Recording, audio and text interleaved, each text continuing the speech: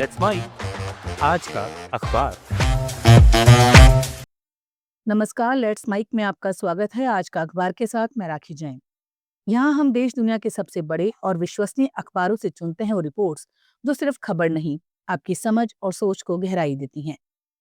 The New York times में प्रकाशित लेख व्हाट आर वी थिंकिंग में लेखक इंसानी दिमाग को समझने के हमारे पुराने तरीकों पर सवाल उठाता है और बताता है कि आधुनिक न्यूरोसाइंस हमें अपने मन को देखने का एक बिल्कुल नया नजरिया दे रही है। पहले माना जाता था कि दिमाग अलग अलग हिस्सों में बटा है, भावनाएं कहीं और पैदा होती हैं, तर्क कहीं और। लेकिन अब वैज्ञानिक कह रहे हैं कि दिमाग कोई मशीन नहीं, बल्कि आपस में जुड़े न्यूरॉन्स का एक जिंदा नेटवर्क है। लेख दिमाग को समझाने के लिए पक्षियों के झुंड की मिसाल देता है।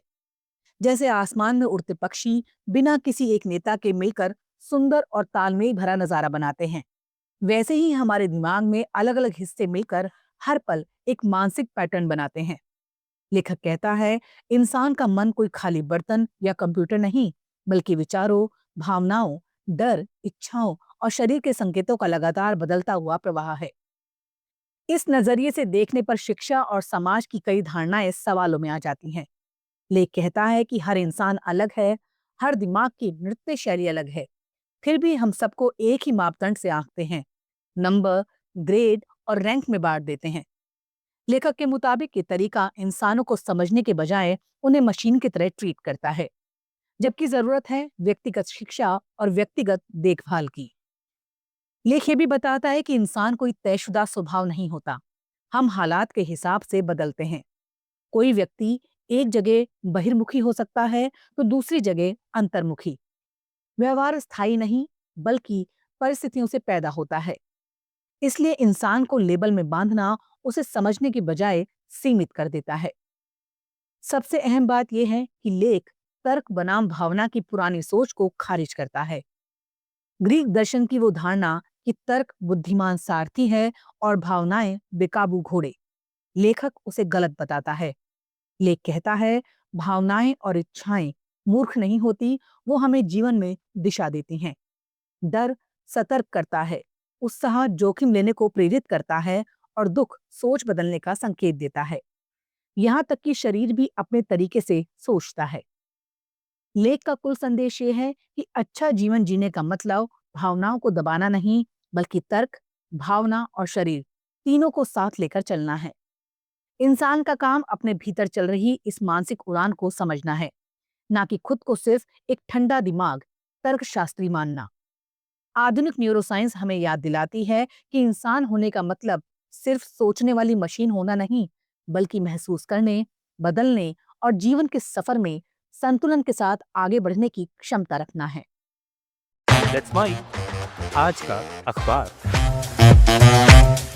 द गार्जियन में प्रकाशित लेख at the root of all our problem stands one travesty, politicians surrender to the super rich. इसमें लेखक बहुत साफ लहजे में कहता है कि आज की लगभग हर बड़ी राजनीतिक, सामाजिक और पर्यावरणीय समस्या की जड़ एक ही है, नेताओं का सुपर रिच यानी अति अमीर तबके के सामने झुक जाना।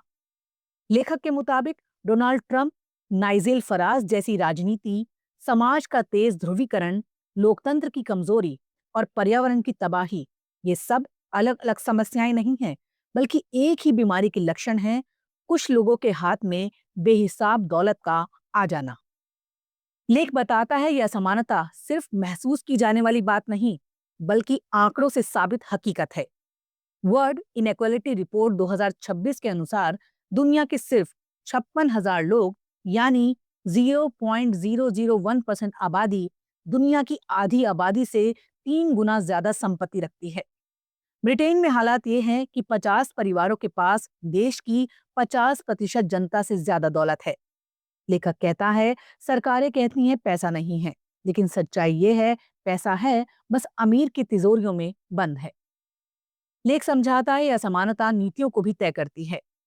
ट्रंप वेनेजुएला का तेल या ग्रीनलैंड आम लोगों के लिए नहीं चाहते, बल्कि उसी अमीर वर्ग के हित में काम कर रहे हैं। एलन मस्क द्वारा यूएसएआईडी को कमजोर करना भी लेखक के मुताबिक इसी वर्गीय राजनीति का उदाहरण है।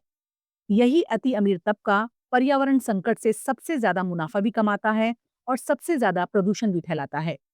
दुनिया का सबसे अमीर 1% ग्रीन हाउस गैस उत्सर्जन में असमान रूप से बड़ा हिस्सा रखता है। लेख ये भी बताता है कि असमानता समाज को भीतर से खोखला करती है, अपराध बढ़ता है, स्वास्थ्य और शिक्षा बिगड़ती है, नशे और तनाव बढ़ते हैं। लेखक इसे एप्स्टीन क्लास कहता है, एक ऐसा शिकारी वर्ग जो इंसानियत को भूलकर सिर्फ मुनाफा देखता है और सहानुभूति को कमजोरी मानता है। अंत में लेखक राजनीति को परखने का पैमाना देता है। जो अति अमीरों की ताकत का समर्थन करता है वो राइट है, जो इसका विरोध करता है वही लेफ्ट। दिलचस्प बात यह है कि जनता का बड़ा हिस्सा अमीरों पर टैक्स चाहता है, लेकिन राजनीतिक वर्ग ऐसा नहीं करना चाहता। लेखक का निष्कर्ष साफ है, सरकारें अमीरों पर टैक्स इसलिए नहीं लगाती क्योंकि वो मजबूर हैं, बल्कि इसलिए क्योंकि वो चाहती ही नहीं। जब तक इस सच्चाई को नहीं बदला जाएगा, तब तक लोकतंत्र, बराबरी और पर्यावरण तीनों खतरे में रहेंगे।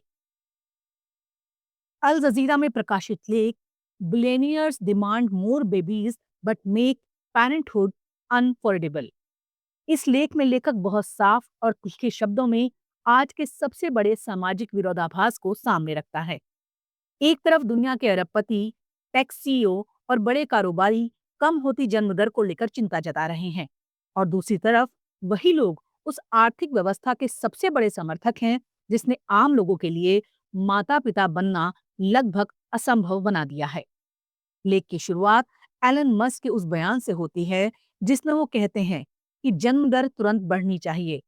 लेखक कहता है, ये बात सुनने में तो सभ्यता बचाने जैसी लगती है, लेकिन जमीनी सच्चाई से इसका कोई रिश्ता नहीं है। लेख साफ करता है, कम होती जन्म दर कोई नैतिक या सांस्कृतिक संकट नहीं, बल्कि पूरी तरह आर्थिक मजबूरी का नतीजा है। लोग बच्चे इसलिए नहीं टाल रहे कि वो गैर जिम्मेदार या आत्म केंद्रित हो गए हैं, बल्कि इसलिए कि उनकी जिंदगी अस्थिर हो चुकी है। कम वेतन, लंबे काम के घंटे, असुरक्षित नौकरियां, महंगा किराया, घर खरीदने की असंभव कीमतें और चाइल्ड केयर का बेतहाशा खर्च, इन सब ने बच्चे पैदा करने को एक भावनात्मक निर्णय नहीं, बल्कि भारी आर्थिक जोखिम बना दिया है। लेख बताता है, ये समस्या सिर्फ गरीब देशों तक सीमित नहीं है। यूरोप जैसे समृद्ध इलाकों में भी असली संकट गरीबी नहीं, बल्कि स्थिरता की कमी है। युवाओं के लिए घर खरीदना सपना बन चुका है, किराया आधी कमाई खा जाता है और बच्चों की देखभाल का खर्च दूसरी ईएमआई जैसा है। ऐसे हालात में बच्चा ना करना कोई सामाजिक विफलता नहीं, बल्कि व्यवहारिक समझदारी है।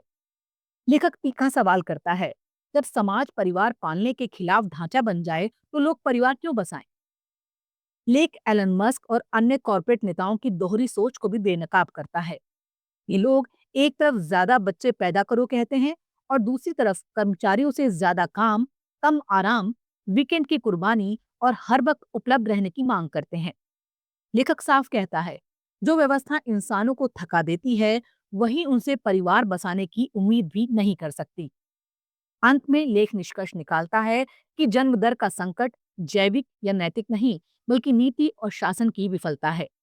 जब तक मजदूरी नहीं बढ़ेगी, काम के घंटे नहीं घटेंगे, घर और चाइल्ड केयर सस्ते नहीं होंगे और अरबपतियों की बेहिसाब दौलत पर लगाम नहीं लगेगी, तब तक न बच्चे बढ़ेंगे, न समाज स्थिर होगा। असली सवाल ये नहीं कि लोग बच्चे क्यों नहीं पैदा कर रहे, बल्कि ये है कि ताकतवर लोग अपनी बनाई असुरक्षा की जिम्मेदारी लेने से क्यों बच रहे हैं। आज का अखबार में फिलहाल इतना ही। देखते रहिए, सुनते रहिए लेट्स माइक। नमस्कार। आप सुन रहे थे let's mic more than radio. Follow कीजिए हमें हमारे सोशल मीडिया प्लेटफॉर्म्स पर। It's time for news. It's time for more than radio. Presenting the first radio news app, Let's Mic.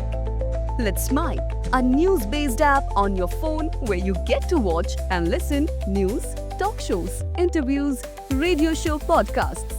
On Let's Mic, you get all relevant information of TV, print, radio, podcast, and digital. Let's Mic talks about every segment of life.